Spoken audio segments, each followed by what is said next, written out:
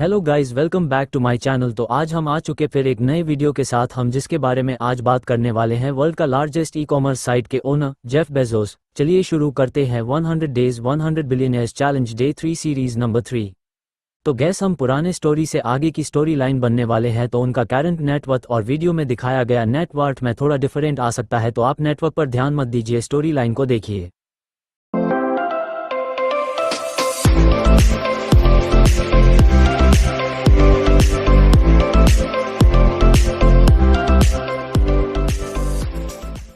दोस्तों, आज मैं बात करने जा रहा हूं दुनिया के सबसे बड़े online shopping site Amazon com के फाउंडर जेफ बेजोस की, जो अभी हाल ही में माइक्रोसॉफ्ट के फाउंडर बिल गेट्स को पीछे छोड़कर दुनिया के सबसे अमीर व्यक्ति बन गए थे। कनॉइस अमेज़न के शेयरों में आए बढ़त की वजह से बेजोस की वित्तीय और गैर वित्तीय संपत्ति का मूल्य करीब 90.5 अरब अमेरिकी डॉलर हो गया था, जबकि गेट्स के पास 90 अरब अमेरिकी डॉलर की संपत्ति है।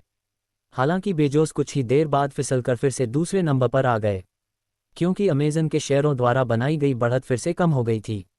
बहरहाल, जो भी हो, जेब ने अमेज़न कॉम की स्थापना कर लोगों की खरीदारी का तरीका ही बदल दिया। आपको जो कुछ भी चाहिए, ऑनलाइन आदेश करिए और सामान आपके दरवाजे पर हाजिर। कनॉइस, वह भी बाजार से सस्ती कीमतों पर। जेब की यही सोच उन्हें आज इस मुकाम पर लेकर आई कि आज के समय में उनका नाम सबसे अमीर लोगों में गिना जाता है। दोस्तों, जेफ बेजोस आज भले ही अरबों खरबों के मालिक है, लेकिन उन्होंने भी अपनी जिंदगी में बहुत सारी मुश्किलों का सामना किया।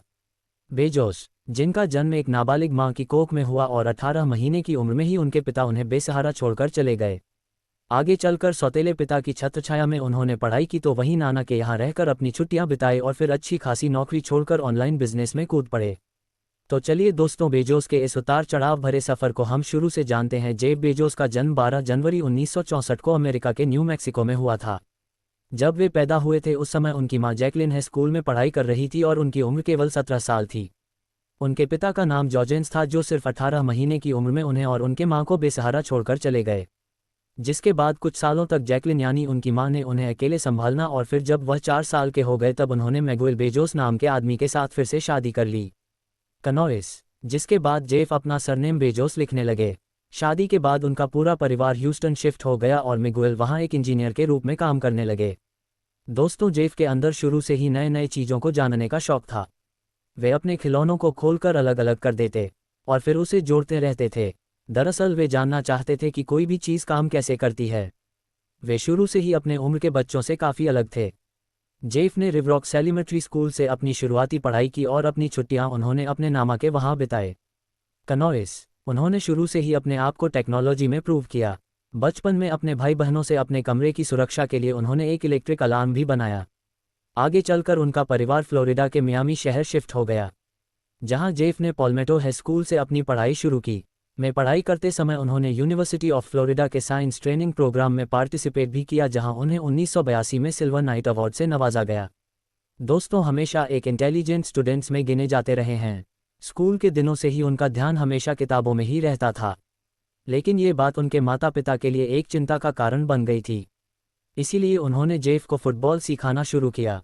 आगे चलकर बेजोस ने प्रिंसटन यूनिवर्सिटी से इलेक्ट्रिकल इंजीनियरिंग और कंप्यूटर साइंस में बैचलर ऑफ साइंस की डिग्री ली।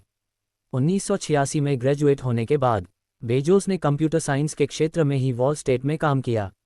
इसके बाद उन्होंने फेटल नाम की एक कंपनी में भी काम किया, लेकिन कई और कंपनियों में काम करने के बाद उन्होंने सोचा कि वे दूसरों का काम कब तक करेंगे। इसीलिए उन्होंने खुद का कोई बिजनेस स्टार्ट करने का मन बनाया, जिसके बाद उन्होंने अमेरिका के बहुत सारे शहरों की यात्रा की और लोगों की डिमांड को करीब से जाना। आखिरकार उनके सर्वे में पता चला कि इंटरनेट की डिमांड बहुत तेजी से बढ़ रही है और अगर इसी क्षेत्र में बिजनेस स्टार्ट किया जाए तो सफलता तो मिलनी ही है। 1994 में उन्होंने अपनी अच्छी खासी नौकरी छोड़ दी और अपने घर के से ऑनलाइन बिजनेस की तरफ अपना पहला कदम रखा, जहां उन्होंने किताबें बेचने से शुरुआत की। दोस्तों ने किताबों को ऑनलाइन बेचना शायद इसलिए भी सोचा था क्योंकि वो खुद भी किताबों के बहुत शौकीन थे। कनॉइस, उन्होंने 3 कंप्यूटर और कुछ एम्प्लॉयज़ के साथ कंपनी की शुरुआत की। जेब के माता पिता ने भी अपनी तरफ से उनकी पूरी सहायता की। हालांकि उन्हें जेब का बिजनेस मॉडल कुछ ज़्यादा समझ नहीं आ रहा था, क्योंकि उस समय तक वे इंटरनेट के बारे में नहीं जानते थे, लेकिन उन्हें जेब पर पूरा भरोसा था। कनॉइस, जेफ ने अपनी कंपनी का नाम सबसे पहले कैटब्रा रखा और फिर आगे कुछ महीनों में उसे बदलकर रिलायंस कॉम कर लिया, लेकिन ये नाम भी उनके दोस्तों को पसंद नहीं था। इसीलिए 1995 में अंततः उन्होंने अपनी कंपनी का नाम अमेज़न रख लिया। जो कि अमेरिका के एक नदी के नाम पर आधारित थी। बिजनेस स्टार्ट करने के सिर्फ 2 महीनों में ही अमेजन ने 45 से अधिक देशों में अपने बुक्स की सेल लिंक कर दी और उनके हर हफ्ते की ज़रूरत है करीब 20,000 अमेरिकन डॉलर हो गई। बस यही से जेफ और उनकी कंपनी अमेजन ने कभी भी पीछे मुड़कर नहीं देखा और आगे चलकर अमेजन पर अनगिनत सामानों का लिस्टिंग किया गया और फिर अमेजन दुनिया की सबसे बड़ी ऑनलाइन शॉपिंग साइट बन गई। कनॉइस। इसी बीच कंपनी के इतिहास में एक महत्वपूर्ण दिन नवंबर 2007 में आया जब अमेजन कॉम ने अमेजन किंडल नाम से ई बुक रीडर बाजार में उतारा, जिससे किताबों को तुरंत डाउनलोड करके पढ़ा जा सकता था। इससे कंपनी को काफ़ी प्रॉफिट हुआ। कनॉइस। इस प्रोडक्ट से एक तो किंडल की बिक्री बढ़ी, दूसरी किंडल फॉर्मेट में पढ़े जाने वाली बुक्स की भी बिक्री बढ़ गई। ग्राहकों के लिए ये बहुत सुविधाजनक था क्योंकि अब उन्हें बुक के आने का इंतजार नहीं करना पड़ता था। मनचाही बुक मिनटों में उनके पास आ जाती थी। जेफ के अगर पर्सनल लाइफ की बात करें तो उन्होंने 1993 में मैकेंजी से शादी की, जिससे उन्हें 3 बेटे हैं। इसके अलावा उन्होंने एक लड़की को भी गोद लिया है। दोस्तों, हर साल अमेजन जेफ और उनकी फैमिली के सिक्योरिटी पर करीब 13 करोड़ रुपए खर्च करती है, लेकिन फिर भी जेफ की वाइफ चारों बच्चों को स्कूल छोड़ने के बाद जेफ को कार से खुद ऑफिस ड्रॉप करती हैं और जेफ भी अपने पत्नी और बच्चों को अपना पूरा समय देते हैं। आपका बहुमूल्य समय देने के लिए बहुत बहुत धन्यवाद कनॉइस। इस वीडियो को लाइक करके आप हमारा मनोबल बढ़ा सकते हैं। दोस्तों, अगर आप हमारे वीडियो को मिस नहीं करना चाहते तो कृपया चैनल को सब्सक्राइब कर ले। आपको ये कहानी कैसी लगी हमें कमेंट करके ज़रूर बताएं। धन्यवाद।